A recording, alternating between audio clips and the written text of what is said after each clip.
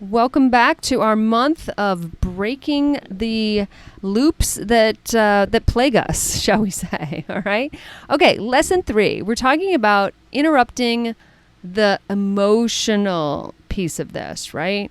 The handling emotions, but also the anxiety that comes because on some level we know that there is a loop, or at least we know that something is going to happen again. Right? And I always say that this is like the thing that like we become afraid of being afraid, right? Or we start to fear the fear coming in, or we fear the anxiety coming in, or whatever. This is when it becomes that spiral, or like a pre-spiral. Like it hasn't even happened yet, and already we're afraid of the fear creeping in, or afraid of the anxiety coming. Does that make sense? So it's not usually the actual mistake that derails us, right? It's how we feel about it. Obviously, it's the emotion that follows it, right? If someone was just describing a factual run to you that had a mistake in it, you would probably go like, huh, or I wonder why that happened, or that's interesting. You would have this very like flat, rational, just logical, response to it. Instead of when we come out of the ring, right, we're all kinds of triggered and fired up and emotional about it. And that's what's sticky. The logical stuff isn't sticky because it's just facts, right? Just the facts, ma'am. It's just the facts. So facts aren't sticky. Emotions are sticky. And that's why I remind people so often that when someone's coming out of the ring, or when you're coming out of the ring, the person coming out of the ring is in an emotional state. Maybe they're high as heck. Maybe that the run was perfection and they're so excited. But you're on the outside of the ring, or someone else is on the outside of the ring looking in, and they're being logical.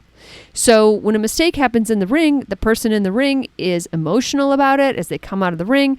And the person giving the, unasked for, unsolicited advice is being rational. So when a rational meets an emotional, it's not going to click. Okay, you may start a fire, but it's certainly not going to gel. Only if it's someone whose opinion you asked for or you expected as you walked out of the ring, and they can meet you in that emotional state and be understanding or whatever, does it actually work. So just think about that, like giving and receiving feedback, okay?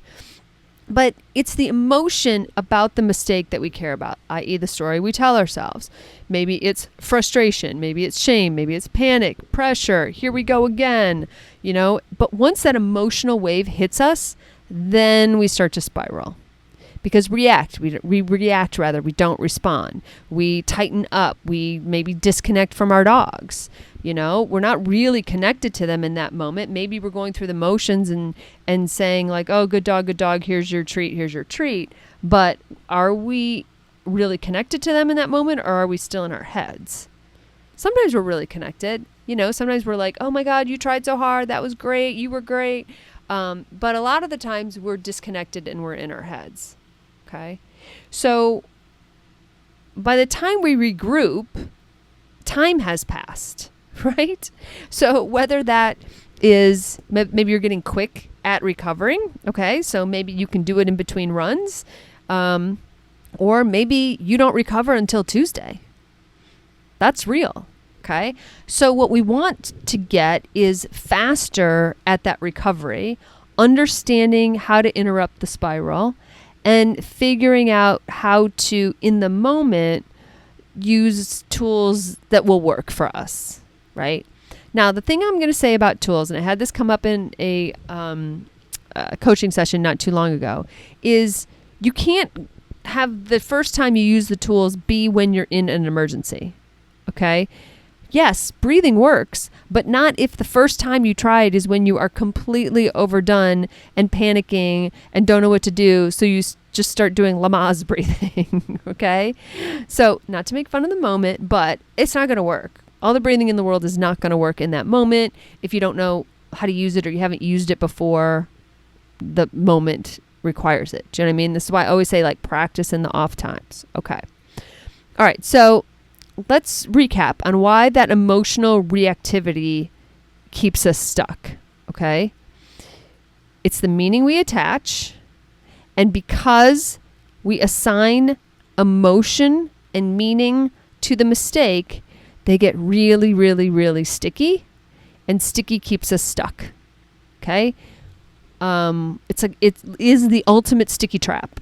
Okay?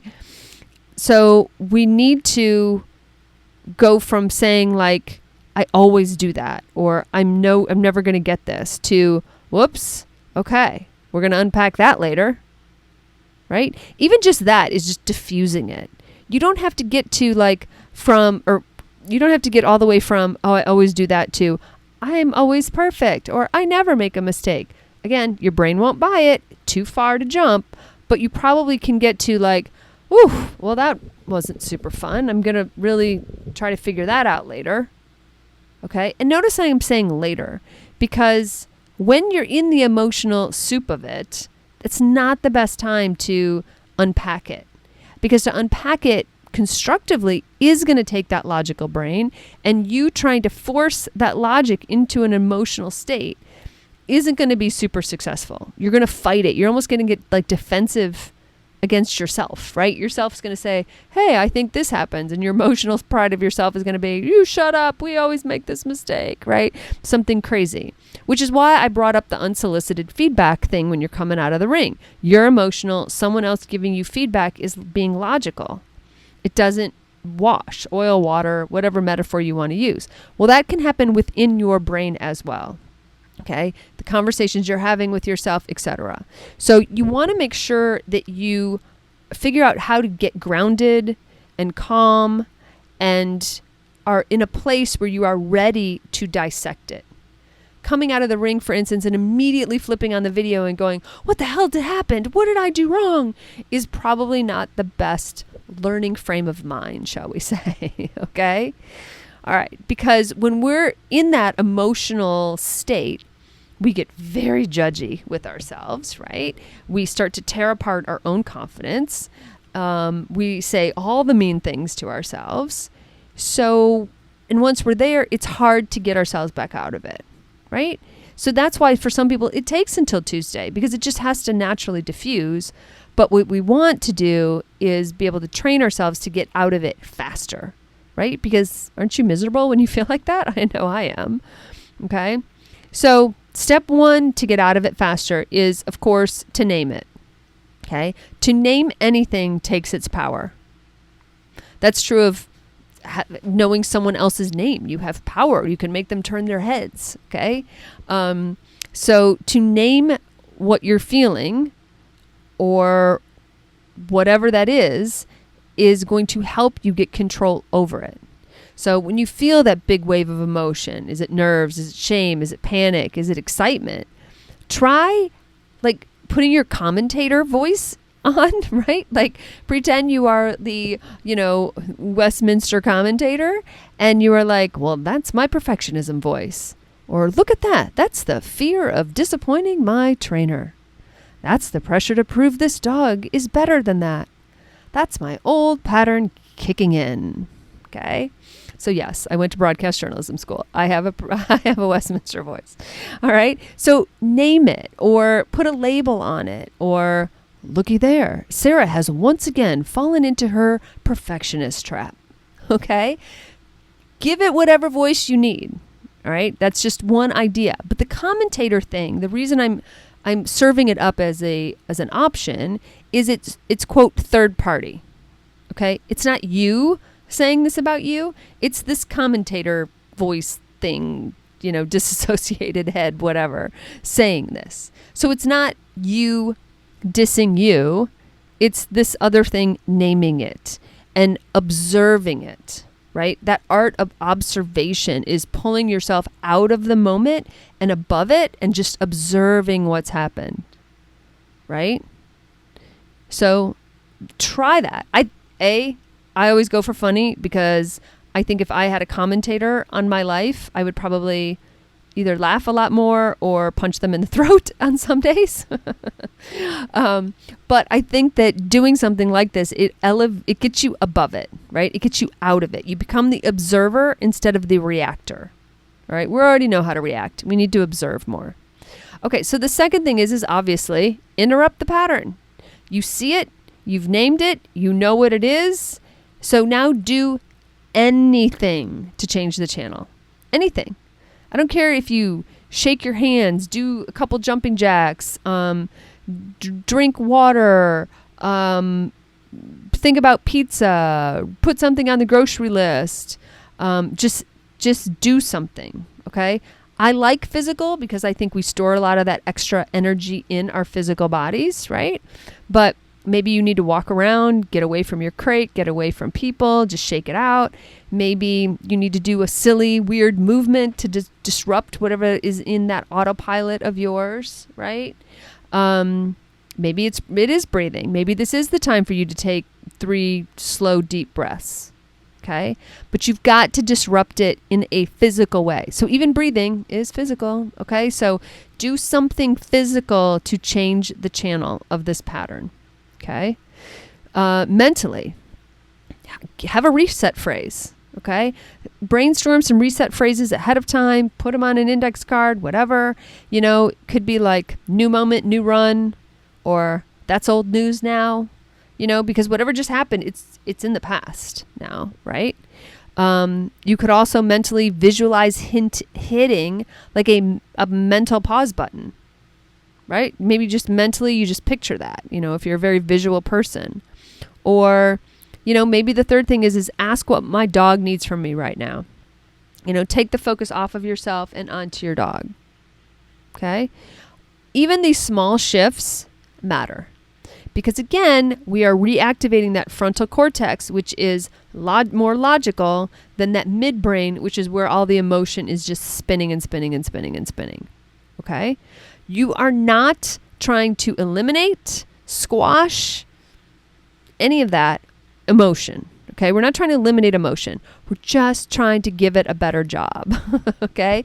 We're just trying to redirect the emotion or save it for a more appropriate time than while you are still at the trial.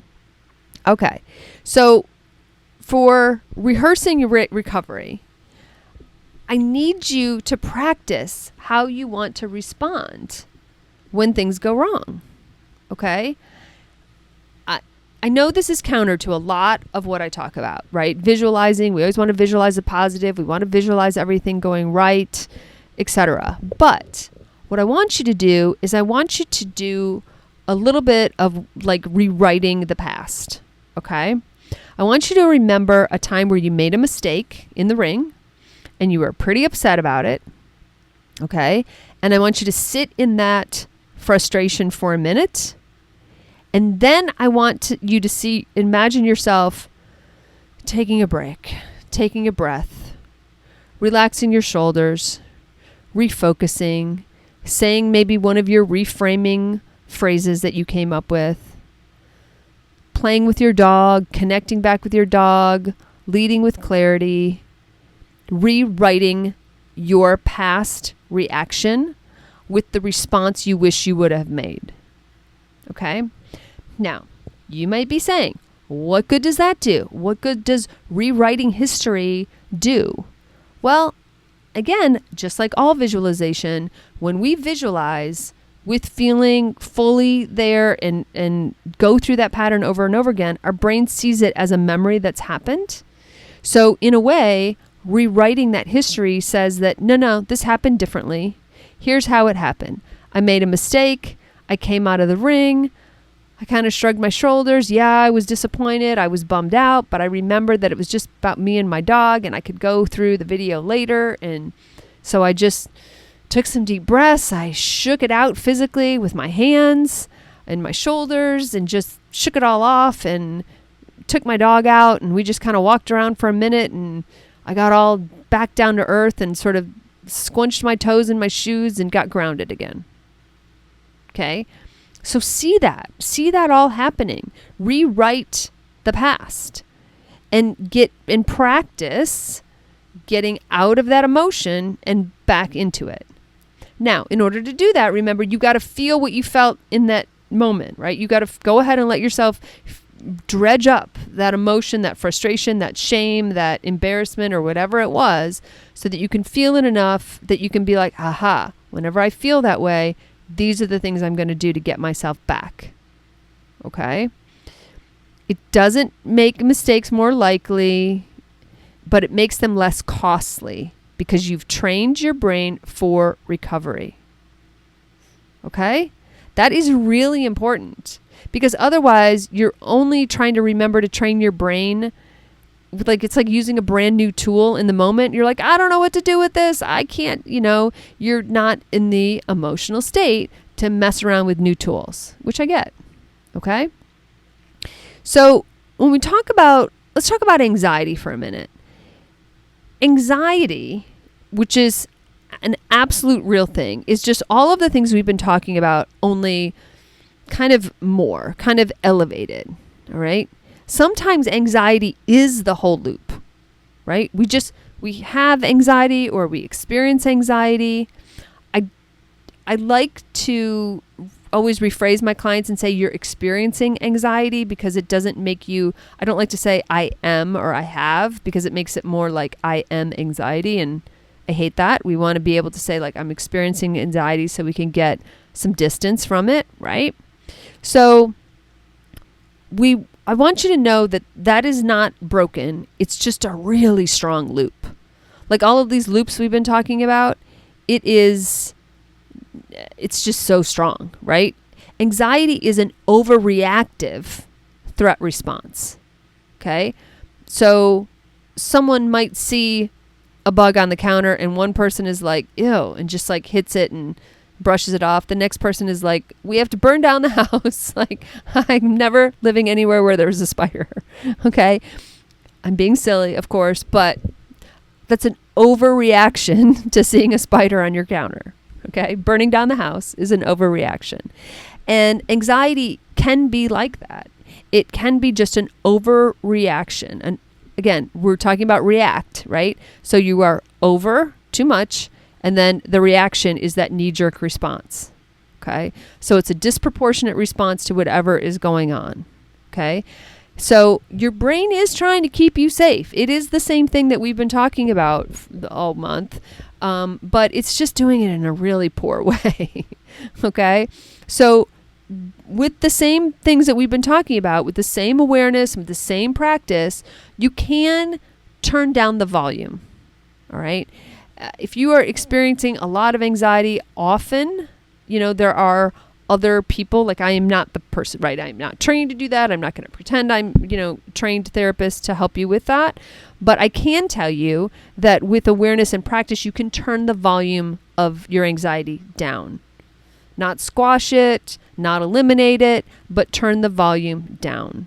So your pre-run routines are going to be much more important. And those pre-run routines probably start from the time you open your eyes in the morning or maybe even the day before. Again, going back to those patterns and seeing what is the initial trigger. Okay? Those reset phrases are going to be even more important, and it's going to be really important to bring you into the present and remind yourself what's going on at this moment right in front of me. Not what am I freaked out about in the future, but what is happening right now. Of course, breathing, journaling, debriefing, good post-run, rituals as well. All of that is going to help turn the volume down. And if all you focused on was, hey, my anxiety is at a 12 today out of 10, then what can I do to get it to a 10 or an 11 or a 9? Don't try to take it to a 0. Again, I think that's unrealistic, and I think it's even more triggering because you're like, oh my God, it's not working. It's not going down. I expect it to be gone. It's unrealistic, and I think will just cause more anxiety. And then you'll get in a loop about having a loop, okay? And that is the absolute wrong direction.